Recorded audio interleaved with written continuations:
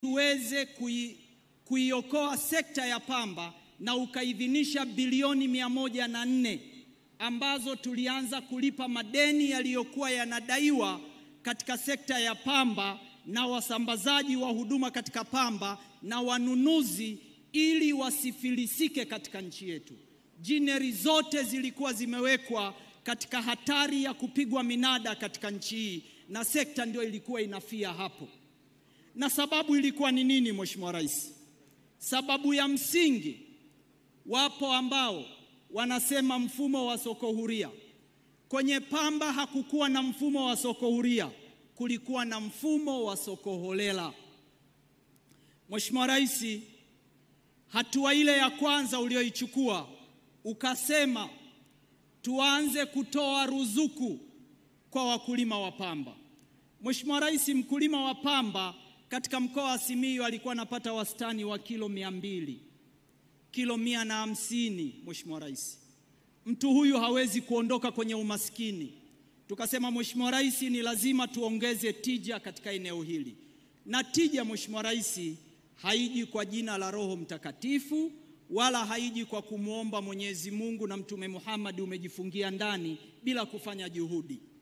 Mheshimiwa Rais, uliidhinisha fedha, tukaanza kutoa ruzuku ya mbegu bure kwa wakulima wa pamba. Tukaanza kutoa ruzuku ya viuatilifu bure kwa wakulima wa pamba. Mheshimiwa Rais, nataka nikupe taarifa njema. Leo msimu huu ambao tumeuanza juzi, leo umezindua kiwanda kimoja cha BioSustain Meatu. Ni kwa sababu taasisi za fedha zimepata imani na msimamo wako wa kisera katika zao hili. Leo umeweka jiwe la msingi juzi hapa Bariadi, kiwanda cha Mneki na ndugu yangu Gungu. Sisi huku tuna lugha yetu, tulikuwa tunaitana galagaja. Galagaja ni yule anabeba hapa anauza pale. Sasa hivi Mheshimiwa Gungu, na jana juzi ulimuona amevaa tai, anaenda Ulaya, anaongea Kiingereza, anakutana na mabenki. Taasisi za fedha zimeanza kuamini sekta ya pamba. Leo umeweka jiwe la msingi kiwanda pale Maswa. Mheshimiwa Rais, baada ya kutoa hizo fedha, taasisi za fedha zikarudisha imani katika sekta. Mwaka huu, Mheshimiwa Rais, wakulima wa mkoa wa Simiyu ambao miaka miwili iliyopita mitatu walizalisha jumla ya tani zisizozidi 60,000. Mwaka huu tunataraji kuvuna kati ya tani 200,000 mpaka 270,000 katika mkoa wa Simiyu. Tutafika uzalishaji wa pamba ambao historia ya nchi hii toka tumepata uhuru hatujawahi kufikisha. Mwaka huu tutavuna zaidi ya tani 400,000 mpaka 450,000. Tutazalisha marobota zaidi ya 800,000. Hatujawahi kuzalisha marobota mengi kiwango hichi toka nchi hii inapata uhuru. Ulifanya nini kufikia hapa? Ulitoa bailout ya zaidi ya bilioni 102. Tukalipa madeni kwenye taasisi za fedha. Taasisi za fedha zikarudisha imani. Umetoa ruzuku ya mbegu katika mkoa huu wa Simiyu. Msimu uliopita tumewapatia mbegu tani 8,858 zenye thamani ya bilioni 13.3 bure. Wakulima tumewapa viwadudu lita milioni 3 zenye thamani ya bilioni 18 bure. Tumewapatia vinyunyuzi eka pake 30,000 zenye thamani ya bilioni 3 bure. Mheshimiwa Rais, ukasema lazima wakulima waanze kulima kwa trekta. Mwezi wa 9 mwaka jana nimekuja mwenyewe baada ya wewe kuzindua kwenye 88 mradi wa matrekta. Tumeleta matrekta 205 katika mkoa huu yenye thamani ya bilioni 12. Wakulima wanalimiwa kwa bei ya shilingi 35,000 kwa bei ya ruzuku. Na umeniagiza juzi tuanunue matrekta mengine 450 ambayo matrekta 200 yatakuja mkoa wa Simiyu. Mheshimiwa Rais, haujaishia hapo. Ili tuweze kuwa na bei imara kwa wakulima wa pamba katika mkoa huu, ni lazima marobota yanayozalishwa yaende yakachakatwe na kuongeza thamani katika kuongeza thamani na kupunguza import bill. Ninamshukuru sana Mheshimiwa Jenista, dada yangu, wewe ukiwa makamu wa rais, Mheshimiwa Rais, ulikuja mkoa huu wakati huo mkuu wa mkoa Mtaka, na mimi nikiwa naibu waziri, tukaenda kule Nyakabindi, ukatoa maelekezo tuanze kujenga kiwanda cha vifaa tiba katika mkoa huu. Siasa za Simiyu kama kawaida zikaingia, mradi ukakwama. Leo umenipatia fedha shilingi bilioni 10 jumla. Tunajenga industrial park ya kwanza kwa ajili ya kuanza kuchakata marobota yanayozalishwa na Jineri ndani ya mkoa wa Simiyu. Serikali itapeleka umeme, serikali itapeleka maji, serikali itajenga maghala. Wawekezaji watakuja kufunga mashine tu za kufanya uzalishaji, na marobota yote yataanza kutumika ndani ya mkoa wa Simiyu. Na tutapiga marufuku katika nchi hii uagizaji wa cotton twine, nyuzi kwa ajili ya kufungia tumbaku. Mheshimiwa Rais, tunauza robota India, halafu tunatumia zaidi ya dola milioni 10-20 kununua nyuzi kwa ajili ya kufungia tumbaku katika nchi yetu. Nyuzi zote za kufungia tumbaku katika nchi hii zitazalishwa Simiyu. Vifaa tiba vyote vya pamba vitazalishwa Simiyu, Mheshimiwa Rais, na umeshatoa fedha, na tumewaomba mkuu wa mkoa na halmashauri ya Itilima watupatie hilo eneo. Mwezi ujao tuanze kujenga na kuanza kupeleka maji na umeme katika maeneo hayo. Mheshimiwa Rais, industrial park hiyo itapewa ruzuku ya 20% ya bei ya umeme. Fedha yake tutaweka kwenye bajeti ya Wizara ya Kilimo. Viwanda vyote vitakavyochakata vifaa tiba, nyuzi za tumbaku na nyuzi zingine na bidhaa zote zinazotokana na pamba zitapata ruzuku ya 20% inayotokana na gharama za umeme itakayolipwa moja kwa moja na serikali yako kupitia Wizara ya Kilimo. Mheshimiwa Rais, hujaishia hapo. Mkoa huu mwaka huu wakulima wa pamba kwa bei ya leo, sisemi bei ya kesho na kesho kutwa, nazungumzia bei ya pamba ya leo ya 1200, wakiuza tani 200,000 zote, wakulima wa pamba wa mkoa huu watapata fedha kwenye mifuko yao bilioni 240. Halmashauri na serikali katika mkoa huu watapata bilioni 7.2 kama sesi katika mkoa huu. Mheshimiwa Rais, hizi ndio hatua unazochukua kuondoa umaskini kwa watu. Hakuna njia ya mkato kwenye kubadilisha shughuli za kilimo. Kilimo ni sayansi, Mheshimiwa Rais. Bei ya zao haiamuliwi kwenye mkutano wa hadhara. Bei ya zao inaamuliwa kwa kufanya hesabu na kutumia sayansi, ni namna gani tunaongeza thamani ya mazao. Mheshimiwa Rais, hii hatua haiishii hapo. Mkoa huu unakabiliwa na ukame. Uliniagiza baada ya Wizara ya Maji kuanza mradi wa maji wa Ziwa Victoria. Nataka niwatangazie wananchi wa Simiyu na ukanda wa Ziwa Victoria wote, serikali inayoongozwa na Dr. Samia imetoa maagizo kuanza mradi wa maji ya umwagiliaji kutoka Lake Victoria na Lake Tanganyika ambao utahudumia jumla ya hekta milioni 3 kwa mikoa yote ya kanda ya Ziwa na mikoa ya kanda ya Magharibi inayounganishwa katika Lake Tanganyika. Na mradi huo, Mheshimiwa Rais, upembuzi yakinifu na usanifu wa kina tumeshatangaza. Kabla ya tarehe 1 Julai atakuwa ameshapatikana mshauri mwelekezi kwa ajili ya kuanza huo mradi. Mheshimiwa Rais, hatua hizi sio hatua za muda mfupi, lakini umenipa maelekezo. Mheshimiwa Rais, ukipita huku kwenye ununuzi wa pamba unakuta maghala ya Mwalimu Nyerere, mabati yameshaoza. Umenipa maelekezo kupitia bodi ya pamba. Bodi ya pamba itatangaza zabuni kwa ajili ya mkoa wa Simiyu peke yake maghala 300 kwa ajili ya kukusanyia mazao ya kilimo, na ndiyo yatatumika kwa ajili ya kukusanya pamba na sehemu ya kuuzia mazao ya kilimo. Mheshimiwa Rais, mkoa huu sasa hivi umeanza kuzalisha mbaazi na zimeanza kuvunwa sasa hivi. Nataka niwaambie wakulima wa mbaazi wa mkoa wa Simiyu, msiwe na hofu.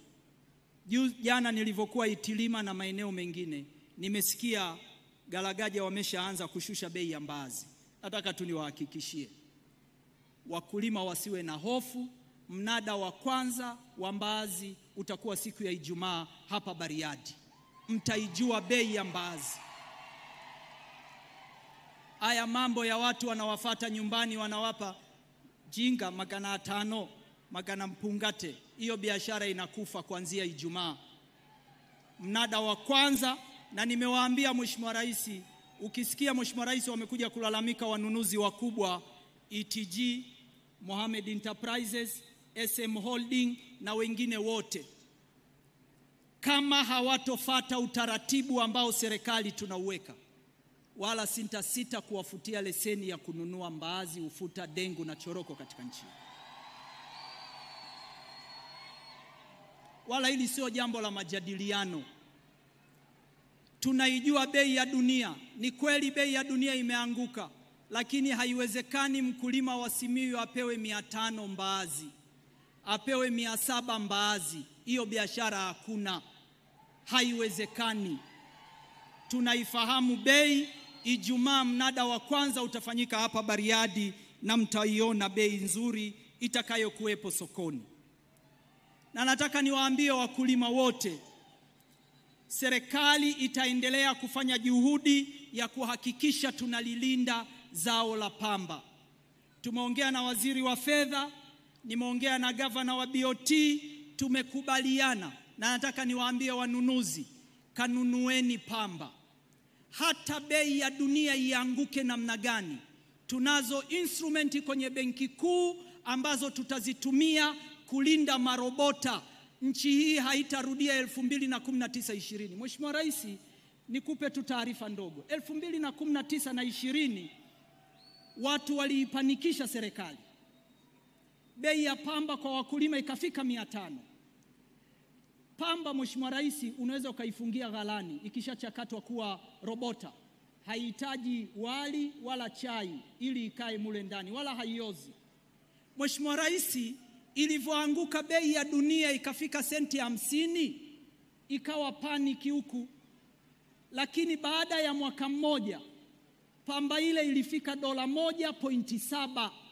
Kwa hiyo niwaambie wanunuzi, nendeni mkanunue pamba. Hii serikali itawalinda, wala hakuna shida. Msiende kuangusha bei kwa wakulima, na hilo hatutawaruhusu. Hatutawaruhusu kabisa. Kwa sababu tunazo instrument kupitia benki kuu, serikali ipo. Marobota duniani yakianguka tutayakusanya, tutayahifadhi, tutasubiri bei ya dunia ipande, yauzwe kwa bei nzuri ambayo itamnufaisha mchakataji, itamnufaisha na mkulima. Huu ndio njia pekee ya kuweza kuondoa umaskini katika mkoa huu. Mheshimiwa Rais, mimi natoka kwenye ukanda wa pamba na tumbaku. Korosho kwenye nchi hii imekuchukua miaka 3. Leo korosho imenyooka. Tumbaku, Mheshimiwa Rais, imekuchukua miaka 3. Leo tumbaku nchi yetu ni ya pili kwa uzalishaji Afrika. Tulikuwa hatupo kwenye kundi la kwanza, la pili, la tatu, la 4, la 5. Tulikuwa tunaitwa kwenye kundi la others na wengineo. Mwaka huu Mheshimiwa Rais, nchi hii inaenda kuingia top 5 ama top 7 ya wazalishaji wa pamba Afrika kwa uzalishaji wa mwaka huu. Na hatua ulizochukua ni nini? Umetoa mbegu bure, umetoa viuatilifu bure, umeajiri vijana kwa kushirikiana na sekta binafsi wa BBT 700 wanaishi vijijini. Wakulima huku sisi Wasukuma unasikia maBBT. Yaani akisema maBBT sio kwamba anayachukia. Yaani anaonyesha ule ukubwa wa jambo. Vijana zaidi ya 700 wako vijijini Mheshimiwa Rais, na wote ni graduate wa university. Wakati unaanzisha program ya BBT, watu waliona kwamba hili jambo haliwezekani. leo wako vijijini. Umenipa maelekezo juzi wakati tunakuja Simiyu. Nikakwambia mama, naomba kidogo ufunguke tuwape mbolea bure. Umenipa maelekezo. Nataka niwatangazie wakulima wa pamba wote nchi. Tutatumia viwanda vyetu vya ndani, Minjingu na Intracom. Watazalisha mbolea maalum kwa ajili ya pamba. Tutagawa tani 30,000 na mkoa huu wa Simiyu peke yake utapata tani 15,000 na serikali itatumia bilioni 21 kuwapatia wakulima mbolea hiyo. Mheshimiwa Rais, kwa nini kama waziri wako nilikufata na confidence kwamba naomba mbolea nigawe bure kwenye pamba? Kwa sababu ninafahamu mambo mawili. Kwanza, Simiyu hapa yupo Kenan Mheshimiwa Rais. Hatocheka na mtu. Lakini hapa ana madc jembe. Wana uwezo wa kufanya kazi masaa 24. Kina Simalenga na wenzake. Mimi naamua sana ugomvi wa Simalenga na wanunuzi wa pamba, na nataka tu niwaambie wanunuzi, mimi nitaendelea kuwa katikati yao, kati ya yeye na wanunuzi wa pamba. Tutagawa mbolea hizi bure kwa wakulima wa pamba, wazitumie kwa ajili ya kilimo cha pamba. Kama Sudani, kama Misri na maeneo mengine, mkulima anapata mpaka tani 2 kwenye ekari. Haiwezekani tukashindwa katika nchi hii. Mbegu bure, dawa bure, tumewaletea maafisa ugani wa BBT, tunatumia trekta, tunakupa mbolea, tumekuleteeni ndege za kupulizia, tumeleta matrekta ya kupulizia dawa. Ni lazima tufike angalau tani 1,000 kwa ekari kwa kila mkulima katika eneo hili. Na nchi hii itafika jumla ya tani 1,000,000. Tutaondoa umaskini wote ulioko katika mkoa wa Simiyu. Mheshimiwa Rais, na nataka niwaombe ndugu zangu wa Usukumani na ndugu zangu wakulima wa pamba, safari ya mabadiliko kwenye sekta ya kilimo sio ya betting, sio ya siasa. Hii ni sayansi na huu ni uchumi. Mfumo tulioutumia toka mwaka 93 umeshindwa kuondoa matatizo ya pamba. Tukubalini mabadiliko ya mfumo huu ambao umetusaidia kwenye kahawa, umetusaidia kwenye tumbaku, umetusaidia kwenye korosho. Tutaondoka kwenye uzalishaji wa tani 200 na tani 300, na umaskini kwa wananchi wa Simiyu utakuwa umekwisha na taifa letu litapiga hatua. Niwapeni moyo, tunaanza kujenga industrial park ile. Kwa uwezo wa Mwenyezi Mungu, ndani ya miaka 2-3 itakuwa imekamilika. Nchi hii haitoagiza vifaa tiba tena nje. Na kwenye mapitio ya bajeti mwaka huu, serikali imefuta VAT. Mheshimiwa Rais, nisemee hapa na ndugu zangu wa TRA wako hapa. Kuna kamtindo kameanza. Mimi nikitengeneza robota hapa Simiyu, nikimuuzia Mwatex pale Mwanza, natakiwa nilipe VAT. Lakini nikilichukua hilo robota nikalipeleka Ulaya, silipi VAT. Kwa hiyo nimemuomba ndugu yangu Mwigulu na Commissioner General wa TRA, marobota yanayouzwa ndani ya nchi yasichajiwe VAT na kuwafanya watu waweze kuchakata, kuongeza thamani kwenye pamba ili tuwalinde wakulima. Ukichaji VAT, maana yake unataka mnunuzi apunguze 18% kwenye bei ya mkulima. Mheshimiwa Rais, sisi kama wakulima wa nchi hii, na nataka tu nikwambie mamangu, pumzika kwa amani kabisa. Baada ya Mwalimu, mimi ni waziri wako wa kilimo, nasoma makaratasi. Ni serikali ya awamu ya 6 ndiyo inachukua kodi za wananchi, inampelekea mkulima maskini mwenye nusu eka aliyoko kijijini. Unatumia zaidi ya bilioni 700 kuwapa ruzuku wakulima wa mazao ya chakula. Umetumia bilioni 400 kuwapa wakulima wa korosho. Leo hii mkoa huu peke yake unatumia zaidi ya bilioni 76 kuwapa wakulima wa pamba ruzuku. Hii ndio serikali inatoa ruzuku kubwa kuliko nchi yoyote ukanda wa Afrika Mashariki na kusini mwa jangwa la Sahara. Yoyote anayechallenge hili aje na takwimu mezani tujadiliane. Sisi tutakulipa Mwenyezi Mungu. Tunakuombea mambo mawili: afya njema na umri mrefu. tunakuombea tufikishe tarehe 25 Oktoba. Sisi tutamaliza wajibu wetu siku ya kupiga kura, na wakulima huwa hatuna maneno. Umewaona huku wakulima, tunajikusanya tukiambiwa saa 2 tumefika. Kwa hiyo tutajitokeza kwa wingi. Tunapoenda kupiga kura mwezi Oktoba, tunapigia kura ruzuku ya mbolea, tunapigia ruzuku ya matrekta, tunapigia ruzuku ya viuatilifu, tunapigia ruzuku ya mbolea, tunapigia ruzuku ya mifumo ya umwagiliaji, tunapigia ruzuku ya bei, tunahakikishiwa soko. Mheshimiwa Rais, wala usiwe na mashaka, tunayo ajenda, na wewe huna ajenda ingine, ni kumuondoa mtu kwenye umaskini, kumhakikishia chakula na kipato kwenye mfuko wake. Hichi ndicho unachokifanya, na atakaye kulipa ni Mwenyezi Mungu. Asanteni sana, na watakia kila la heri. Asante, naomba tumpigie makofi mengi sana ya kutosha Mheshimiwa Hussein Mohamed Bashe. Mheshimiwa Rais wa Jamhuri ya Muungano wa Tanzania, kabla hatujaendelea, naomba ruksa yako niwaite Dula Makabila na msanii Magambo waje hapa mbele uweze kuwapa mkono wa pongezi. Tuliwapozi wakati ule kwa sababu tuliona kazi aliyofanya Magambo ile, angekuja hapa ilikuwa ni. Makofi mengi sana kwa Mheshimiwa Dr. Samia Suluhu Hassan. Dr. Samia oye! Simiyu oye!